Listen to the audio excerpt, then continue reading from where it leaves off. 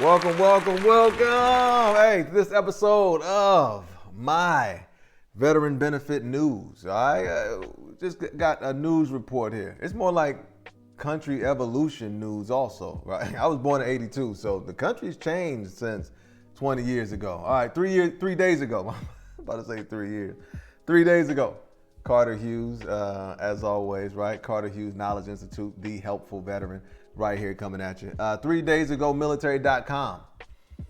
You see the article, trying to raise awareness about this opportunity. They put out an article and the headline reads, "Using your GI Bill for apprenticeships and OJT training." Now, for the lifelong learners here at CHKI who follow the channel, right? We did a video on this about a month ago, I want to say, maybe a little over a month ago, on this exact same topic, right? So, obviously military.com is watching the channel. They say, oh man, this is all right. Okay, we need to write an article. But I get it. Hey, we're not knocking the hustle. I'm not a biter, I'm a writer for myself and others. I say a big verse, I'm only big enough, my bro. Oh, here we go. I kind of been beating this drum for over a year on this channel though.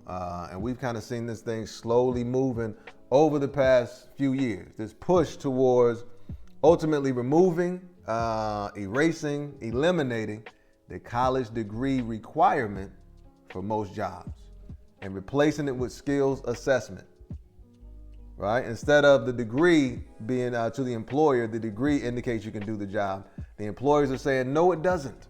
So we need some other kind of assessment to identify whether or not this person can actually do the job, which means more workforce pathway programs will be used so employers can see in real life whether you can or cannot do the job. And this is not just starting now either. 2020 report, we got it up here from SHRM, SHRM, Human Resource Management Association. They do a lot within human resources in this country. And they talk about President Trump signing an executive order June 26, now this is 2020, keep in mind, 5 years ago, that directs the federal government to take the emphasis off whether a job candidate has a college degree and instead assess an applicant's job skills. Removing that college degree as a barrier. It's been a barrier historically in this country for obvious reasons for a while. So to see this thing go away and let's see if you can do the job, we'll hire you. I like that. As a parent, I like that. But that was in 2020. So essentially, it starts at the federal level, and then it hits the states, and then it hits the people, right? Federal level is where it starts, then it hits the states, and then it hits the people. So 2020, we had that SHRM report, SHRM. And then February 2025, the National Governors Association. And for those who don't know what that is, I didn't know until recently. The National Government Association is a group that consists of all the governors in the states, all the governors in America. They come together and they talk about different policies that they're using to accomplish different goals in their states. They all come together to kind of share best practices, So it's very smart move, very wise grouping to put together. Makes a lot of sense. And I didn't know this until maybe 2 years ago. It's ridiculous. But in 2025, February, National Governors Association released a report with the headline, "Growing number of states drop degree requirements." States are dropping the requirement as well. Started with the federal, then it hits the states, then it hits the people, right? At this point, it's over half of the states. You can see it right here in the article. Over half of the states have already dropped degree requirements. And I don't think most people know that. Most people still trying to send folks to school and all that. You may want to, right?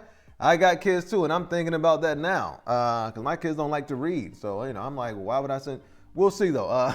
Also, you got Executive Order 14278 came out April 2025, right? Started in 2020, now 2025. Starts with the feds, hits the states, then hits the people. In this 2025 Executive Order 14278, we'll put it up there.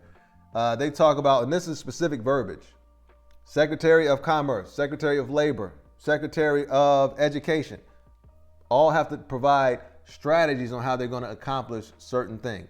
One of the things they need to accomplish is providing strategies to identify alternative credentials and assessments to the 4-year college degree. alternatives to the 4-year college degree that can be mapped to the specific needs of prospective employers. Employers for at least the past 15 years that I've been in workforce have been complaining about the quality of workers ever since I've been here. And their complaint has been the degree doesn't really guarantee a good worker. The 3 things they're saying they lack: teamwork, the ability to work on teams, the willingness to communicate, right? And then the job knowledge. They have the theoretical knowledge, but if you can't help a customer with that knowledge, you're not very useful to me as an employer. So this shift has been happening, right? Most people just don't know it.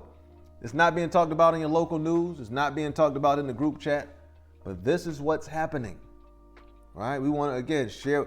This whole channel is about sharing useful information for you.